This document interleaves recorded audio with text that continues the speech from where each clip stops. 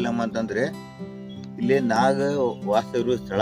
ನೀವು ನೋಡಬಹುದು, ಇಲ್ಲೇ ನೋಡಿ ಹಿಂದೊಂದು ಕೂತಿದೆ. ನಾವು ಸಾಕಷ್ಟು ಸಲ ಬಂದಾಗ ಇಲ್ಲಿ ಸಾಕಷ್ಟು ಹಾವನ್ನು ನೋಡಿದೀವಿ. ಯಾಕಂದ್ರೆ ನೀರಲ್ಲಿ ಹಾವು ಇರ್ತಾವೆ, ಮತ್ತೆ ಕಾಲಕಾಲವು ಹಾವು ಇರ್ತಾವೆ. ಅಂದ್ರೆ ಹಾವು ಯಾರಿಗೂ ಏನ್ ತೊಂದರೆ ಮಾಡುದಿಲ್ಲ. ಯಾಕಂದ್ರೆ ಅದನ್ನ ಇವ್ರು ಹೇಳ್ತಾರೆ. ಈಗ ಹೇಳಿ, ಎಷ್ಟು ಜನ ಬರ್ತಂದ್ರೆ ಏನೋ ಮಿಸ್ಟೇಕ್ ಮಾಡಿಲ್ಲ. ಯಾರು ಮಾಡಿಲ್ಲ? ಹಾವುಗಳು. ಹಗಲ ರಾತ್ರಿ ನಾವು ತಿರುಗಾಡ್ಬೋದು, ಮಾಡ್ಬೋದು, ನೋಡ್ಬೋದು. ಬಗಲದ್ದೇ ಹೋಗ್ಲಕ್ಕ ಏನು ಮಾಡಲ್ಲ.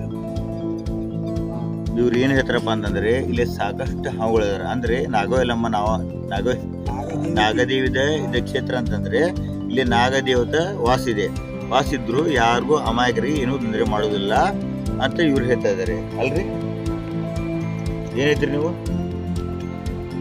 ಸರಿ ಇದಲ್ಲ. ಅಂದ್ರೆ ಸಾಕಷ್ಟು ಗುಡ್ಡು ಕಾಡು ಮತ್ತೆ ಕಲ್ಲಿನ ಸ್ಥಾನ ಇದ್ರು ಇಲ್ಲಿ ನೀರಿನ ಏನೂ ಬರಲ್ಲ. ಇಲ್ಲಿ ಏನೋ ಒಂದು ದೇವರ ಆಶೀರ್ವಾದ ಇದೆ, ನಾಗಾಲಮ್ಮ ಆಶೀರ್ವಾದ ಇದೆ.